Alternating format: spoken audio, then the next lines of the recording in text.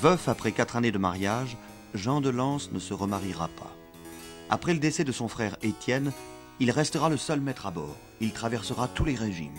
Puis l'âge venu, il viendra habiter Paris. Saint-Domingue est perdu. Le blocus anglais continue. Bordeaux pleure son âge d'or.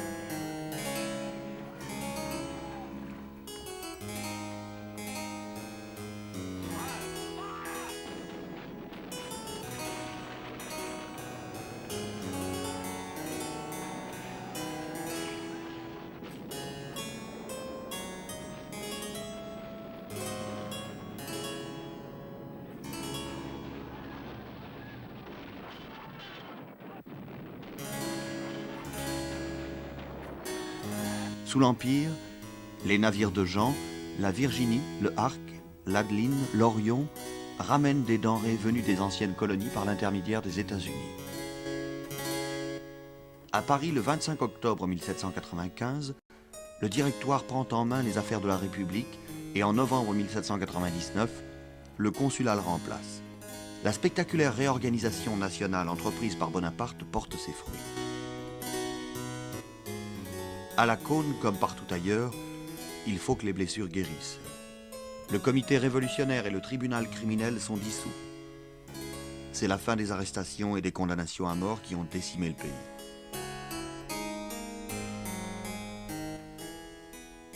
L'estime nationale entoure Bonaparte, garant de la paix civile et religieuse. Après son accession au trône impérial, les expéditions militaires mises sur pied avec ces levées de troupes de plus en plus abondantes et de plus en plus jeunes plongent la population dans la consternation. Pour échapper à la levée des troupes, les futurs conscrits rentrent dans la clandestinité. En 1815, la bataille de Waterloo met fin aux multiples victoires napoléoniennes.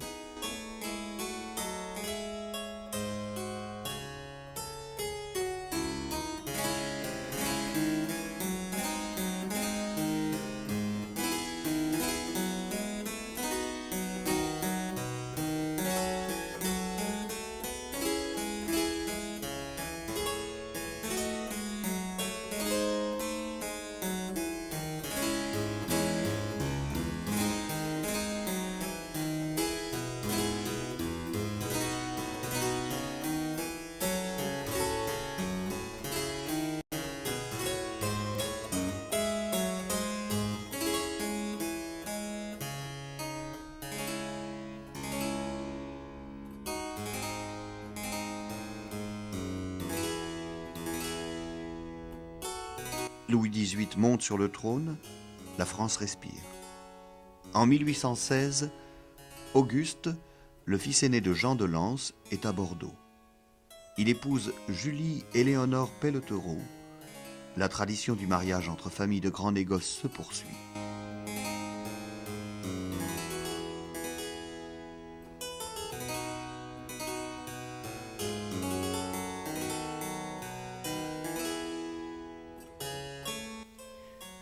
Édouard, le frère cadet, rejoint Auguste au Havre pour participer aux affaires de son frère qui dirige depuis 1817 une société d'armement au 27 quai de la Barre.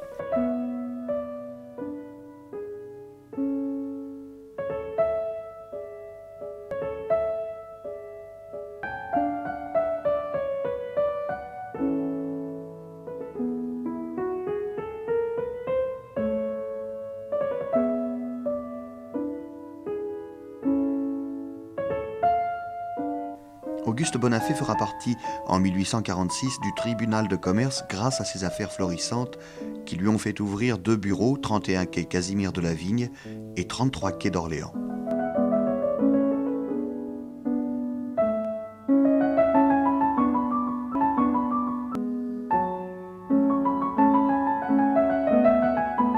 Édouard en profite pour fonder au Havre, avec Fidèle Constant le Mercier de Bois-Gérard, issu d'une famille de noblesse française réfugiée aux États-Unis, une société d'armement qui va devenir une des plus importantes de la ville.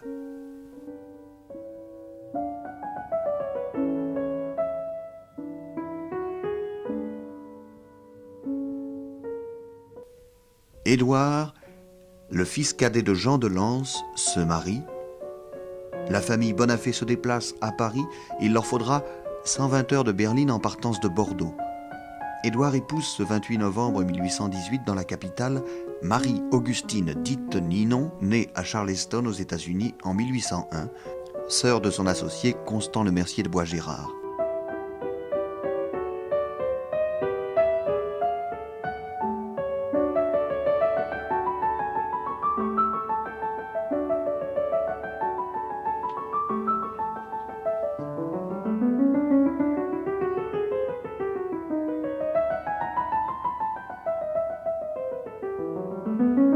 Ninon tiendra toute sa vie un carnet de poésie et de dessin.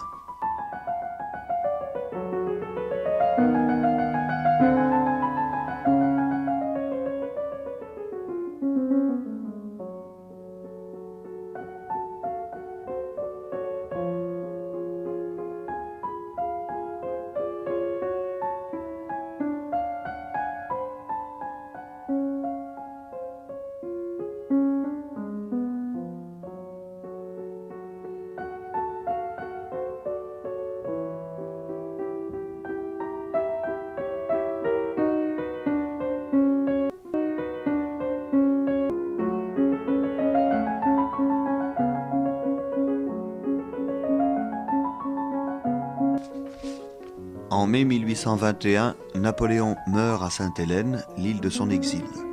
En juillet de cette même année, à Bordeaux, va naître Jules, troisième fils d'Auguste. Devenu peintre et sculpteur, il exposera au fameux Salon de Paris. En décembre 1821, Édouard a un premier fils, Charles. Son deuxième fils vient au monde en 1823. Cette même année, Eugène Boudin, précurseur de l'impressionnisme, vient lui aussi de naître. En 1828, la société familiale arme le navire l'Alerte au nom de mauvais augure.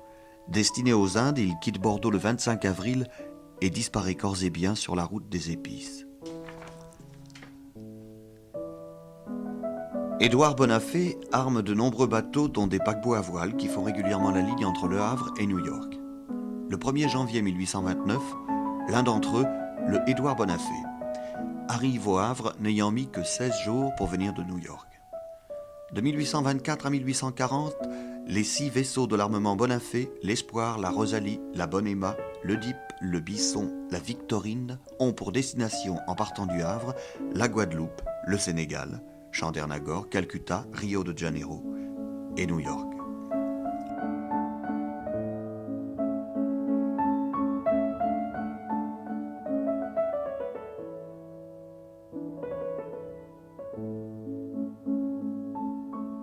La fortune d'Édouard est faite.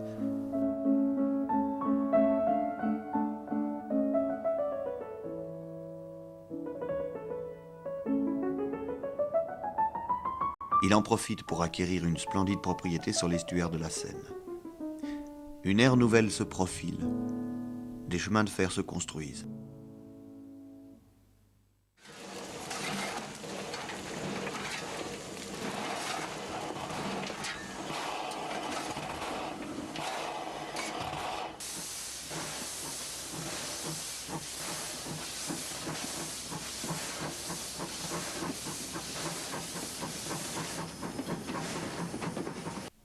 Le pays connaît une crise économique sévère.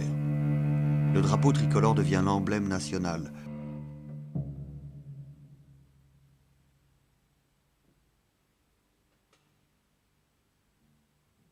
Louis-Philippe règne.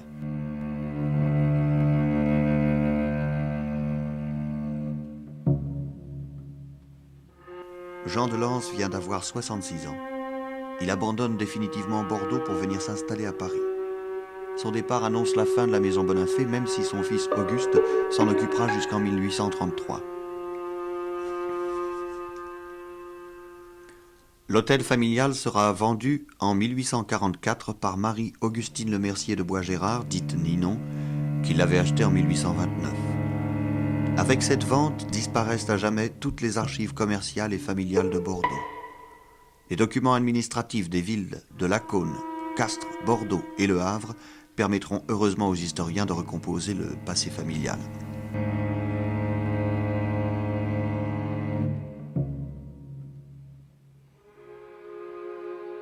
À Paris, Jean de Lens demeure d'abord chez sa nièce, Marie-Adèle Amélie de Barreau de Muratel, fille de sa sœur Pauline et de Paul-Alexandre de Ferrières.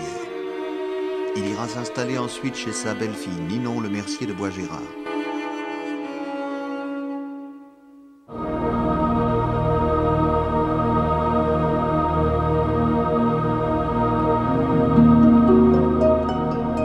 Placé entre deux fenêtres, le tableau de famille peint par Lenoir en 1781 lui apporte le souvenir de tous les siens, cette grande famille prospère dans le Bordeaux d'alors.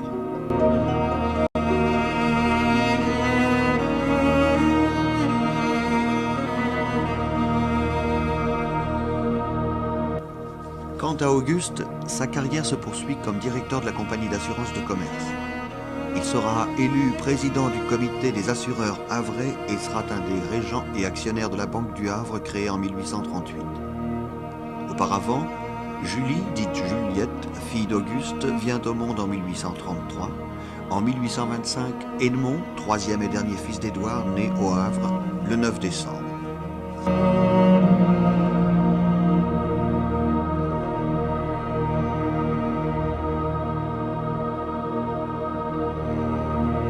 Il obtiendra un baccalauréat de lettres et Camille, son frère, devient enseigne de vaisseau en 1845.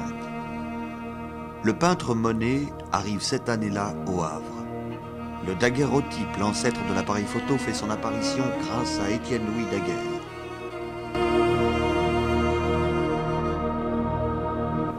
Jean Bonafé de Lens, parisien d'adoption, meurt à 82 ans le 2 février 1847, un an jour pour jour après le décès de son épouse Florence de la Douette du Fougeray. Sa seule descendance, ses deux fils Auguste et Édouard, se chargeront de porter son corps dans la sépulture familiale au cimetière Montmartre, 14e D, 3e ligne, numéro 17, fosse Saint-Éloi.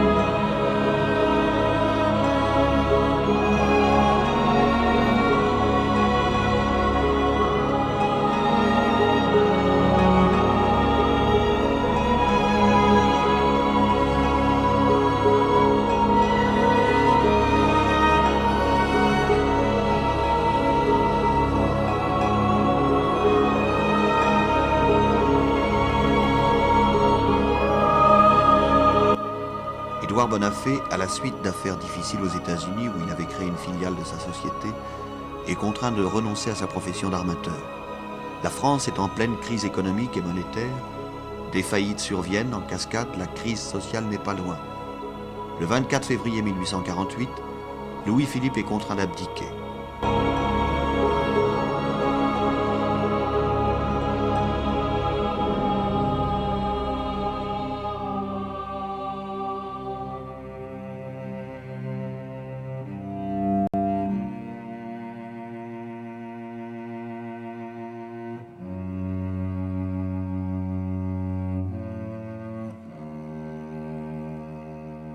Édouard liquide sa maison de commerce créée 30 ans auparavant avec son beau-frère Bois-Gérard. Il quitte le Havre et se retire à Paris. Son frère Auguste reste au Havre où sa fille Julie, dite Juliette, mourra le 21 mars 1848. 18 ans plus tard, François, Ami, Jules et Auguste André verront disparaître leur père Auguste le 27 juin. Entre-temps, à Paris, Jules Bonafé, fils d'Auguste, débute sa carrière de sculpteur au Salon de Paris, où il exposera jusqu'en 1878. Son cousin Edmond, licencié en droit à 23 ans, voit sa carrière diplomatique tourner court à la suite de la crise de 1848. Il entre alors à la Compagnie des chemins de fer de l'Ouest. Dès l'été 1849, Louis-Napoléon soigne sa popularité. Il apparaît de plus en plus comme le garant de la prospérité et de l'ordre. En 1850, le réseau télégraphique se construit. Louis-Napoléon arpente le pays de la révolution industrielle, visite les usines, les fonderies, découvre les chemins de fer et se passionne pour les nouvelles inventions.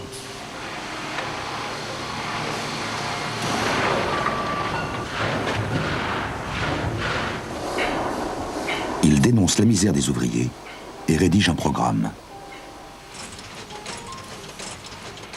On ne peut gouverner qu'avec les masses. Il faut donc les organiser pour qu'elles puissent formuler leur volonté et les discipliner pour qu'elles puissent être dirigées et éclairées sur leurs propres intérêts.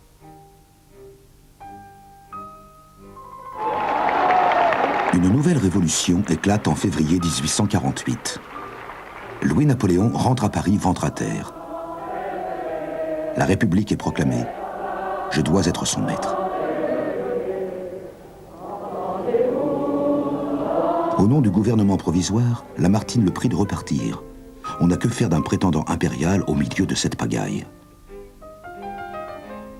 La nouvelle République se veut fraternelle, donne du travail aux ouvriers et prépare les premières élections au suffrage universel. Mais le vote des campagnes amène à l'Assemblée une majorité modérée. Les réformes sociales sont stoppées, les ouvriers réduits à la misère. En juin, ils s'insurgent. La répression est sanglante. La République déçoit le peuple. Dans la rue, on acclame le nom de Napoléon Ier. Camille, fils aîné d'Édouard, est aspirant de marine, puis enseigne de vaisseau à partir de 1845. Il sera attaché à l'état-major du vice-amiral Baudin, commandant les forces navales de la Méditerranée. Il s'embarque à bord du navire Le Tartare, à destination de Cayenne, où il succombera à une épidémie de fièvre jaune. À sa mort, le 6 février 1851, il allait être promu lieutenant du vaisseau. Il est le premier à rejoindre Jean de Lens dans la sépulture du cimetière Montmartre. La famille inscrira sur le caveau « Dieu l'a voulu ».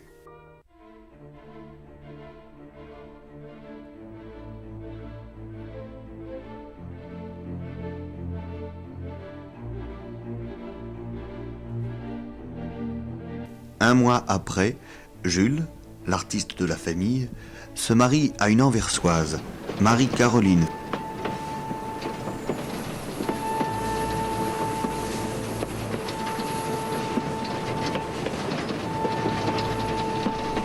Il part en campagne sur les routes de France pour se faire connaître d'un pays qu'il ne connaît pas.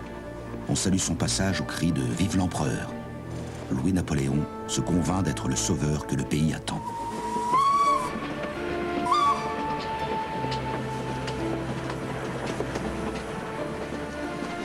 Il est bien décidé à garder ce pouvoir miraculeusement obtenu en 1848. L'échéance présidentielle de 1852 se rapproche, mais la Constitution lui interdit de briguer un second mandat. Quels que soient les devoirs que le pays m'impose, il me trouvera décidé à faire sa volonté. La France ne périra pas dans mes mains. Ces manœuvres pour obtenir la révision légale de la Constitution échouent. La tension monte à l'Assemblée. On pressent un coup de force. Thiers déclare que si l'Assemblée faiblit, l'Empire est fait.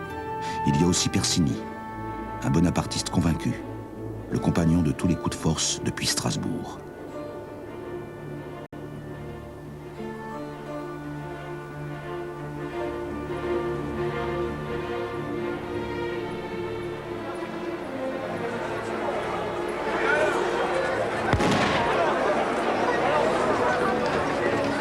Commencé comme une révolution de palais, le coup d'État vire à la tragédie.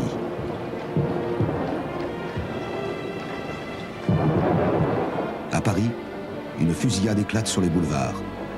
La troupe massacre des centaines de civils.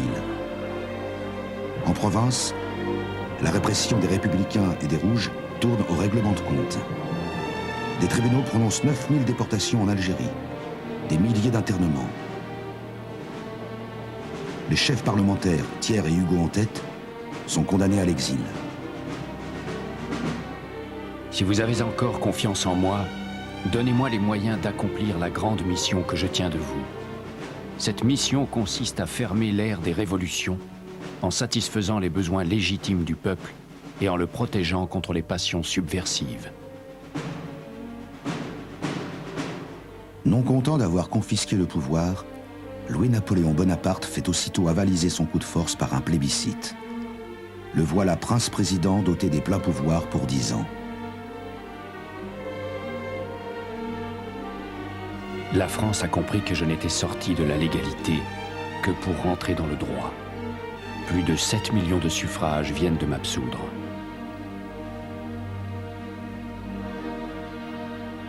La République n'aura été pour lui qu'un moyen d'accéder au pouvoir. le nouveau régime prend aussitôt une allure dynastique. L'Empire n'est plus très loin.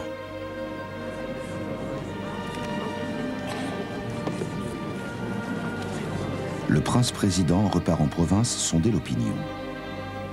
Sur son parcours, des foules énormes, organisées par ses partisans, l'acclament au cri de « Vive l'empereur ». La France semble vouloir revenir à l'Empire. Par esprit de défiance, certaines personnes se disent « l'Empire, c'est la guerre ». Moi, je dis « l'Empire, c'est la paix ».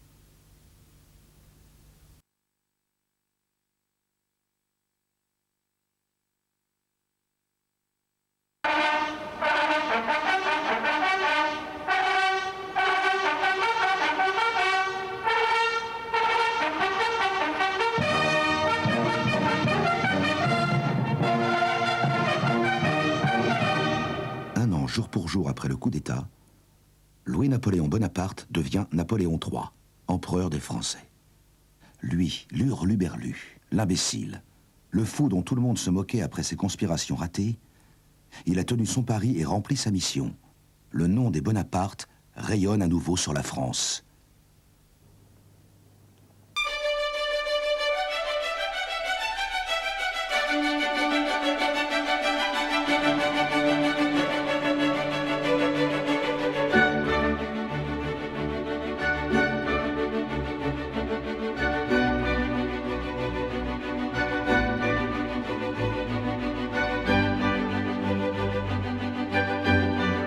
La France est en pleine transformation.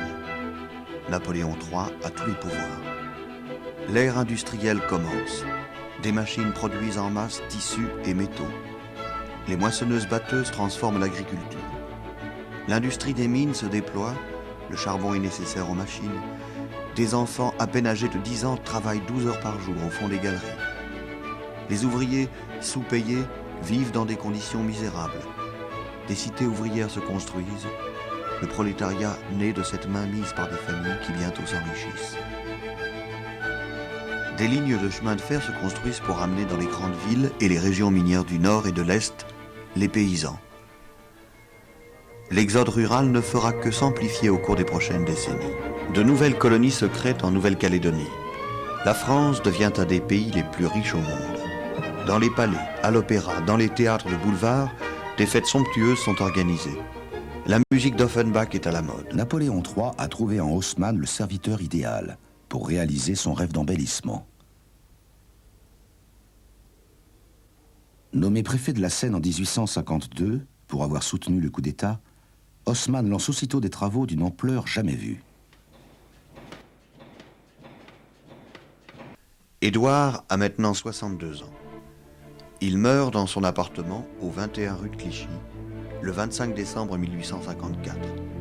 Il est enterré au cimetière de Montmartre.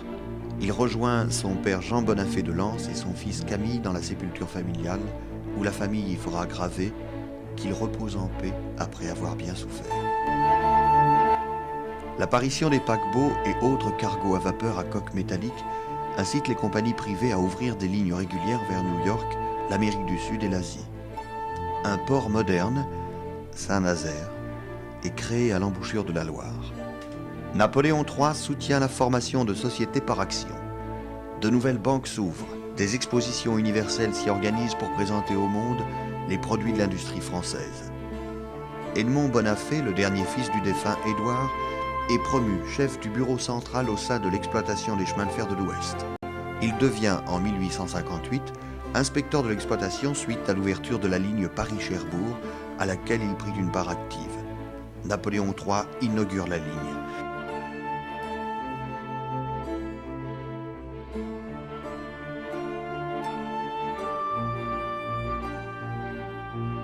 Les grands axes ferroviaires sont achevés, formant depuis Paris un réseau étoilé qui accentue la désertification des campagnes et la domination de la capitale sur le reste de la France. Le 7 janvier 1861, Edmond épouse à Paris, en l'église Saint-Germain-des-Prés, Augustine Pitre-Chevalier, fille de Pitre-Chevalier, rédacteur en chef du journal Le Figaro. Ils habiteront au 10 de la rue Saint-Lazare. 2 premiers enfants vont naître, Pierre et Geneviève. En 1863, À la naissance de Geneviève, Ingres vit ses dernières années et Monet va bientôt exposer pour la première fois à Paris.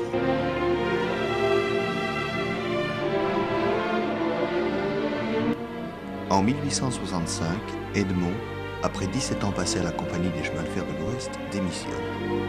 Son mariage et l'héritage que lui a laissé son oncle Édouard Le Mercier de Bois-Gérard, auparavant l'associé de son père dans la maison du Havre, lui assure une aisance financière.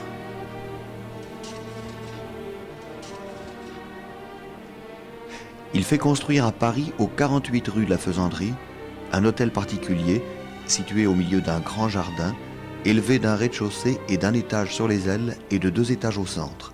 Il se consacre exclusivement aux questions d'art, d'ameublement et d'archéologie, auxquelles il avait toujours porté un grand intérêt. Son hôtel devient un cabinet de livres, de peintures, d'objets d'art et de curiosités fréquentés par tous les amateurs et connu du tout Paris collectionneur. Sa connaissance et ses relations lui permettront de siéger à la commission de l'exposition universelle de 1867.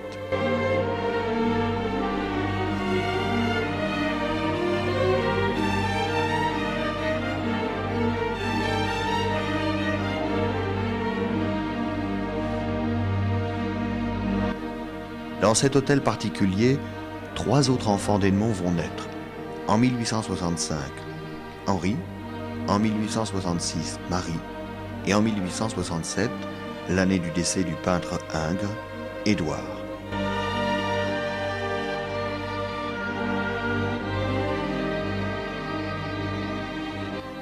Au Havre, la peinture d'Eugène Boudin se heurte à l'hostilité et à l'incompréhension. De 1847 à 1863, le peintre ne cessera de faire des allers-retours entre Paris et Trouville, en Normandie. Jules Bonafé, le peintre et sculpteur, entretiendra une correspondance suivie avec lui durant la période 1854-1860. Venez donc, mon cher Boudin, quittez cet infernal trou de ville habité seulement par des idiots. Votre place est ici. Apportez tout ce que vous avez fait de toile et d'études et venez bientôt.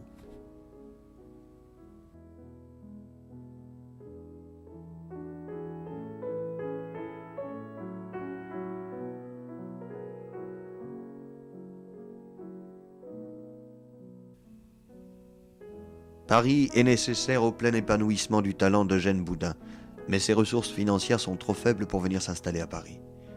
Il se décidera enfin en 1863 pour mener l'existence qui sera la sienne jusqu'à la fin de ses jours, passant les mois d'hiver à Paris et regagnant Honfleur ou Trouville dès les premiers rayons du soleil. Jules Bonafé poursuit sa carrière de sculpteur. On peut voir de nos jours, au Musée des Beaux-Arts du Havre, 4 bas-reliefs en bronze acquis entre 1866 et 1881. Tempête, le calme, étoile filante, tête de faune, et un marbre Terpsichore, qui fut exposé au Salon de 1878. Il sera également l'auteur d'un buste du président Thiers en 1863, d'un bas-relief en pierre représentant une nymphe de la Gironde et d'un bronze représentant une baigneuse d'Arcachon. Jules participera en 1885 à une exposition au Havre avec un portrait sur médaillon en bronze.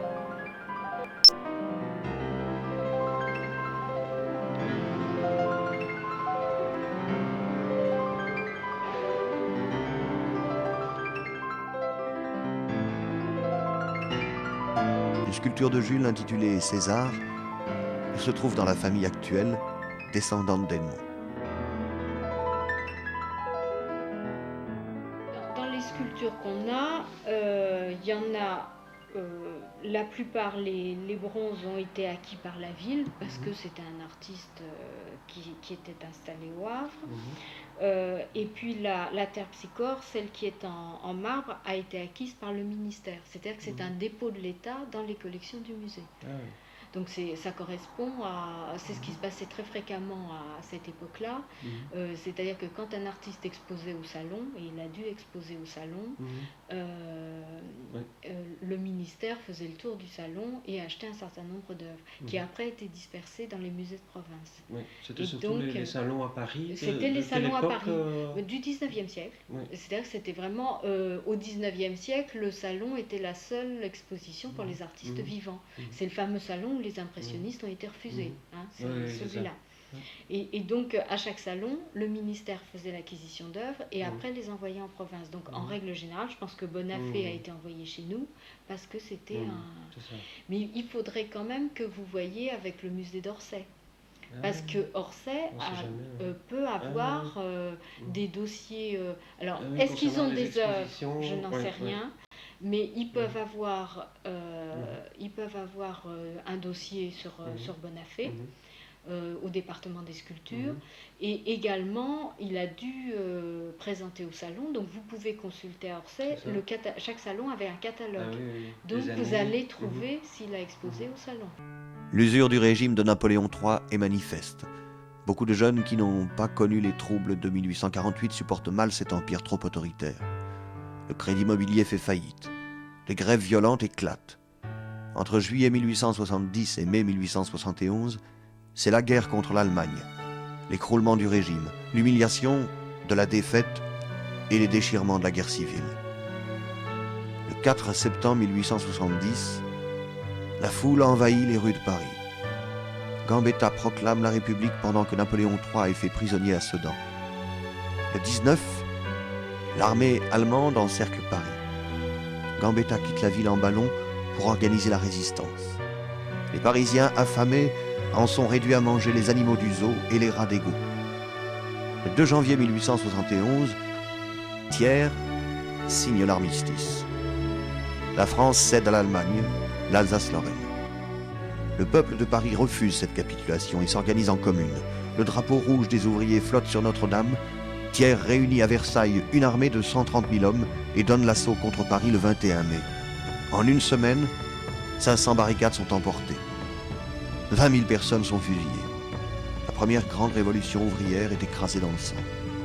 La Troisième République, dont la longévité sera exceptionnelle, marque l'enracinement de la République en France. Au printemps 1871, la France est un pays vaincu, occupé partiellement par les Allemands, amputé d'une partie de l'Alsace et de la Lorraine et se réveillant d'un cauchemar de sang. À Paris, en 1878, l'exposition universelle bat son plein au palais du Trocadéro. Edmond aura été une nouvelle fois membre de la commission de l'exposition et proposera la fondation d'un musée national en réunissant les meubles et objets d'arts anciens disséminés dans les ministères et les palais d'État. Sa proposition est agréée et mise en pratique pour la première fois à l'exposition universelle. Jules, au sommet de son art, expose au Salon des Indépendants. Monet, sous les sifflets du public, dévoile l'impression Soleil levant qui marquera l'histoire de la peinture et annonce officiellement l'impressionnisme.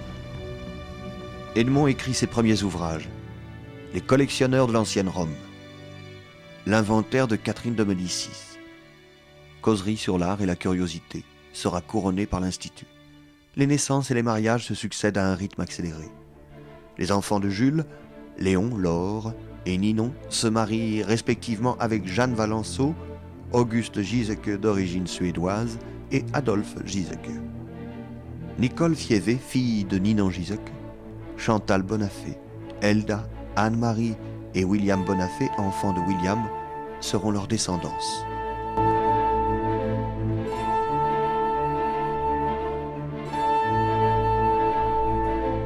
En 1883, la famille du défunt Jean de Lens est fière de voir son portrait peint par Kinson vers 1824 à l'exposition des portraits du siècle à Paris.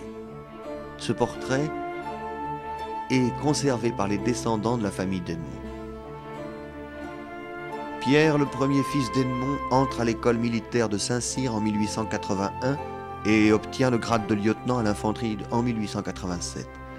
Il devient capitaine instructeur en 1899. Edmond, pour sa part, collabore à de nombreux journaux. Le Figaro, la Gazette des Beaux-Arts, la Revue des Deux Mondes, le Journal des Arts. Il continue à écrire Physiologie du curieux, une histoire du surintendant Fouquet, les meubles en France au XVIe siècle et un dictionnaire des amateurs français au XVIIe siècle. Il est également l'auteur de la première édition en 1887 de Bordeaux il y a 100 ans qui relatait la vie au XVIIIe siècle de son grand-père, l'armateur François Bonafé. Edmond Bonafé se présente dans Causerie sur l'art et la curiosité. Amis lecteurs, j'appartiens à une race particulière qui tient à la fois de l'homme et du chien de Terre-Neuve. De l'homme par l'apparence extérieure, du Terre-Neuve par un instinct qui consiste à vouloir toujours sauver les épaves de l'ancien temps. La France, isolée diplomatiquement depuis 1870, poursuit son expansion coloniale pour des raisons militaires et idéologiques. Au Congo, au Niger, en Tunisie, au Tonkin. Cette conquête provoque de durs combats parlementaires. Le pays, de 1891 à 1893, conclut une alliance militaire défensive avec l'immense empire du tsar Alexandre III. Dans les années 1890, la France colonise l'Indochine, Madagascar, une partie de l'Afrique noire et songe au Maroc. Une armée coloniale et un ministère des colonies sont créés.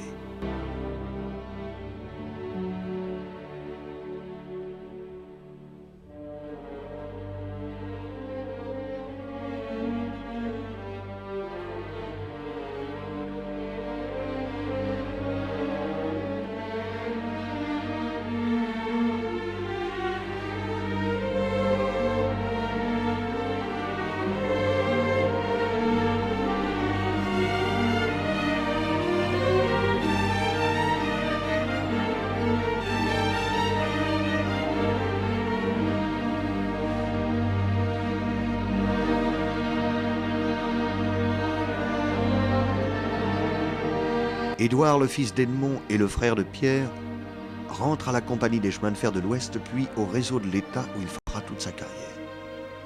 En 1890, un an après l'édification de la Tour Eiffel, Édouard fait une année de service militaire à la fin de laquelle il est nommé sous-lieutenant de réserve. Il épouse le 9 décembre 1891 à l'église Notre-Dame-des-Champs à Paris, Charlotte Cossin, fille d'Émile Cossin, chef de division honoraire à la Compagnie.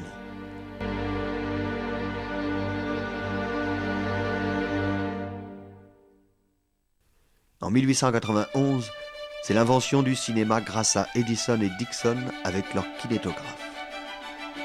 Gauguin décide de partir pour la Polynésie. Augustine Pitre Chevalier, l'épouse d'Edmond, meurt à l'âge de 67 ans. Entre la naissance de Jacques et de Stanislas, les deux fils d'Édouard, Gauguin revient en France. Leur oncle Pierre est devenu capitaine de vaisseau et les frères Lumière présentent à Paris leur cinématographe. L'électricité va permettre l'éclairage des villes et l'Amérique devient la terre promise pour des milliers d'immigrés.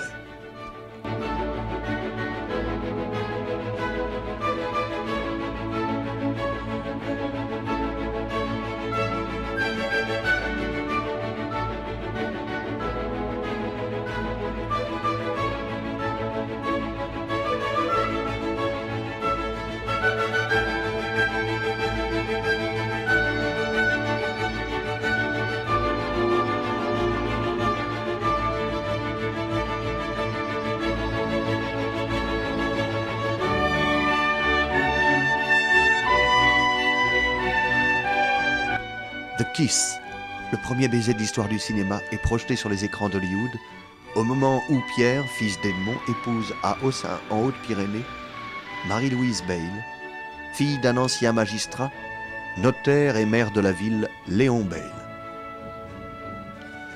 De ce mariage naîtront 4 enfants, Marguerite, Marie, Georges, décédé à 5 jours, et François, futur détenteur du tableau de Lenoir. En 1896, Marie, fille d'Edmond, épouse à Paris Charles Larivière, docteur en médecine à Angers. Elle venait nous voir et elle apportait toujours des langues de chat. C'était toujours des langues de chat qu'elle nous apportait. Tante Marie. Tante Marie. C'est tout ce que tu sais. Ouais.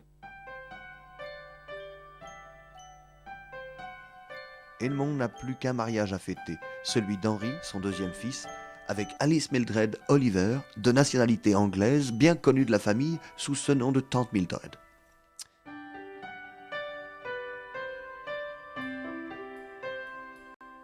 Je savais très bien que j'avais là une tante anglaise qui était... comme je savais qu'à Bordeaux, il y avait François Bonnafé, sans plus. On m'avait parlé aussi d'Henri Bonnafé, qui était un homme très... qui a le goût des arts aussi, de tout ça. Elle était veuve, là. Je dirais qu'elle pouvait me recevoir. Je suis tombé là un peu comme un ours qui ne sait pas où aller. Bon, elle m'a accueilli, très bien accueilli, avec les moyens qu'elle avait, parce que, bien sûr, elle a dû être un peu surprise de voir cet individu un peu fruste qui demandait asile. Et moi, j'avoue, quand je reviens à cette époque, je ne suis pas très fier de moi, parce que je ne devais pas être très bien élevé quand même vis-à-vis de cette tante qui était aristocratique, d'origine aristocratique, pas sévère, non, mais enfin... Et puis qui mangeait très peu, alors qu'un jeune comme moi, il avait faim d'ailleurs. Et... enfin, je me suis débrouillé pour avoir des sandwichs ailleurs. D'ailleurs, il y avait une de ses amies, Madame de Georgis, qui m'invitait quelquefois, et alors elle me donnait une nourriture plus consistante, quoi. Mildred, sans prospérité de son union avec Henri, lègue de son vivant au musée de Pau une œuvre d'une grande valeur. Il s'agit d'une grande huile sur bois de Bruegel l'Ancien, dit de velours, représentant l'entrée dans l'Arche de Noé. Au musée de Pau, cette œuvre porte la mention « Don de Bonafé de Lens ». Cette indication pourrait laisser croire à un achat de Jean Bonafé de Lens avant son décès en 1847, à moins que cette acquisition ne soit due à Edmond Bonafé.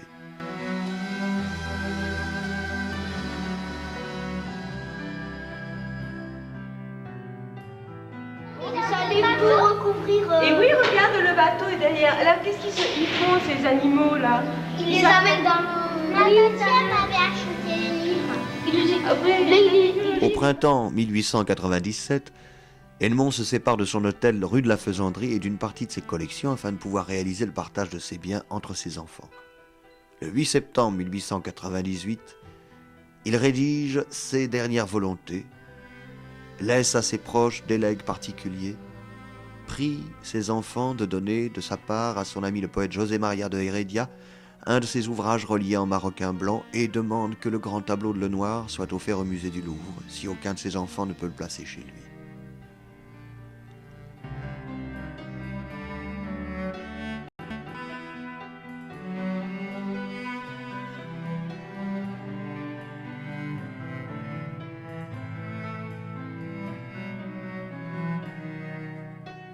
Que mon arrière-grand-père, Edmond,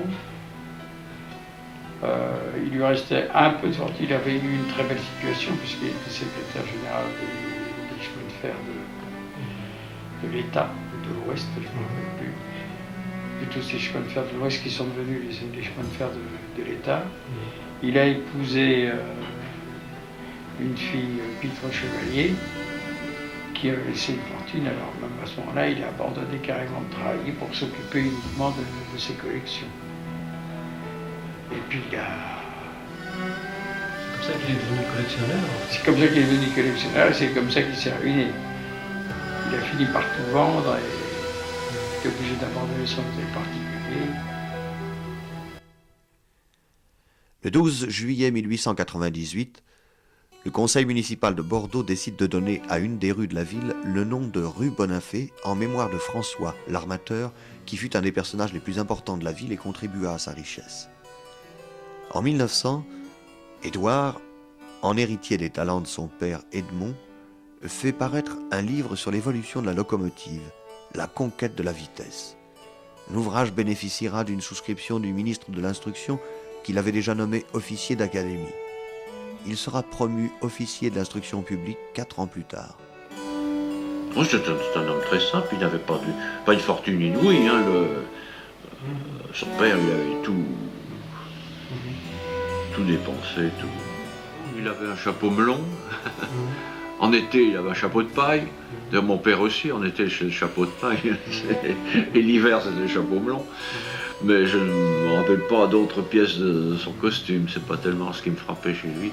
C'était surtout ce moral, ce qui me frappait. Je crois que je ne me rappelle pas de discours très important de lui, mais je pense qu'il m'a donné la fierté d'être français, par exemple.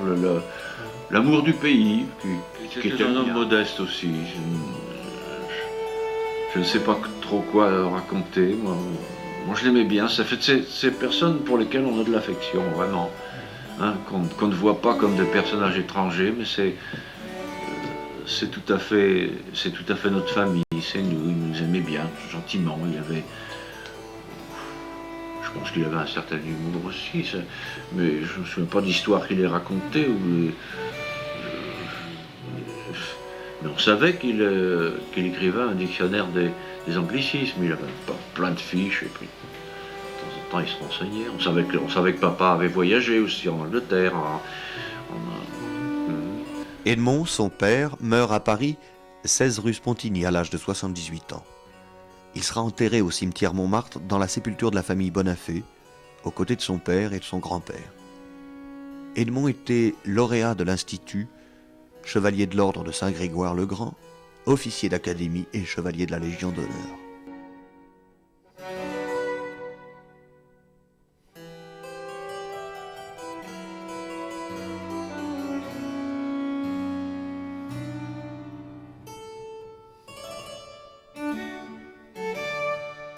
La nouvelle collection qu'il avait reconstituée après la vente de son hôtel particulier en 1897 sera dispersée à l'hôtel Drouot en février 1904, en même temps que sa bibliothèque. Avant la mise aux enchères, ses deux fils, Pierre et Henri, se feront réserver, outre des meubles, peintures, livres et objets de collection, le tableau de Lenoir. Lors de la vente, ils rachèteront de nombreux meubles, livres et objets de collection. Le poète José Maria de Heredia écrira « Edmond Bonafé était un fin lettré et le type accompli du collectionneur avisé et savant. Ces après-midi du dimanche, dans la galerie de son hôtel, étaient le rendez-vous des grands amateurs. Ses beaux ouvrages et ses jolis livres lui assuraient une place à part parmi les érudits lettrés. Travailleur acharné et savant, à l'intelligence la plus ouverte, tous ceux qui l'ont connu regrettent l'ami serviable et charmant qu'il fut. » La vente à l'hôtel Drouot du 26 mars au 28 janvier 1904 représente 382 numéros. Tableaux, meubles, livres, faïences et bronzes devaient atteindre la somme de 125 296 francs. Edmond Bonafé occupait une place à part dans le petit monde de la curiosité, car sa notoriété de bon aloi était venue à la fois de ses connaissances incontestées et du talent littéraire dont il avait su parer ses nombreux écrits. À l'inverse de ce qui se passe trop souvent, il ne s'était point instruit à force d'écrire, mais tout au contraire, il n'avait pris la plume que lorsqu'il s'était senti en mesure d'instruire les autres. Nourri de fortes études classiques, il avait mis au service d'un goût raffiné une langue des plus châtiées et initié ainsi les profanes que séduisait le charme de sa diction à des jouissances jusqu'alors insoupçonnées. Les propos de Valentin et la physiologie du curieux renferment à cet égard des pages exquises. Le Louvre devra aussi à l'influence discrète d'Edmond Bonafé quelques-uns des dons ou des legs les plus importants dont il a été le bénéficiaire, comme la porte du palais Stanga de Crémone et le bras reliquaire de Saint-Louis. Il fit la découverte de l'atelier de Saint-Porcher, la première facture de poterie fine du XVIe siècle, collaborera à plusieurs décorations intérieures de châteaux, dont celui de Gesbec et de Langeais. La France dispose maintenant d'une monnaie solide et conserve son alliance avec l'Empire russe. Elle peut compter aussi sur l'alliance anglaise conçue en 1904. Mais des tensions surviennent avec l'Allemagne de Guillaume II, alors que le nationalisme français connaît un nouvel essor. Pierre sera nommé 2 ans plus tard chevalier de la Légion d'honneur.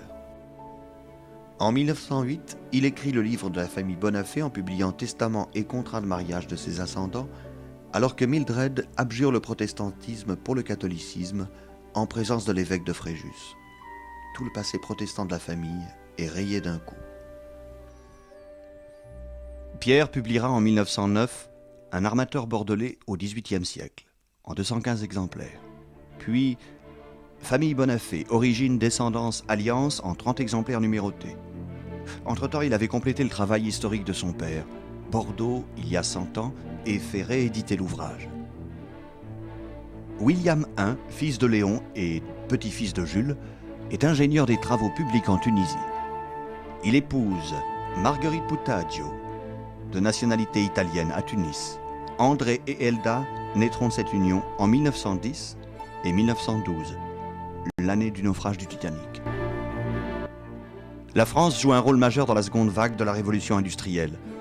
L'acier, la métallurgie restent le moteur de l'économie française. De Dion, Renault, Peugeot, Panhard et Levassor fondent l'industrie automobile française la seconde du monde. Louis Blériot traverse la Manche en avion. Fort de cet exploit, l'industrie aéronautique va se développer.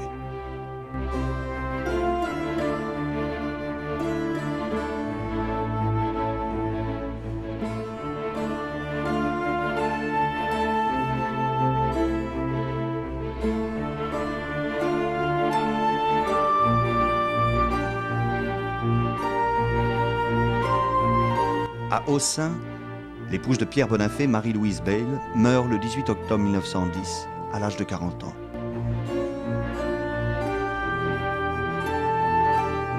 La France ouvre ses frontières. Plus d'1 million d'immigrés viendront rajeunir la population vieillissante du pays. Jacques et Stanislas, les deux fils d'Édouard, entreprennent des études.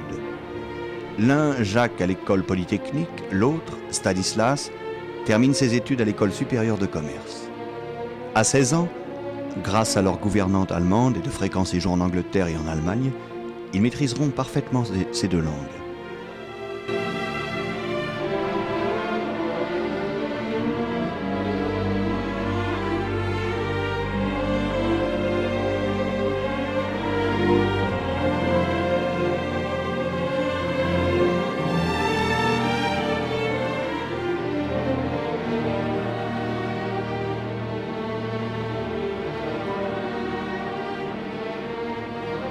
Telle une bulle, Victoria Louise lance son dirigeable en 1912, mais le ciel du monde va bientôt s'assombrir.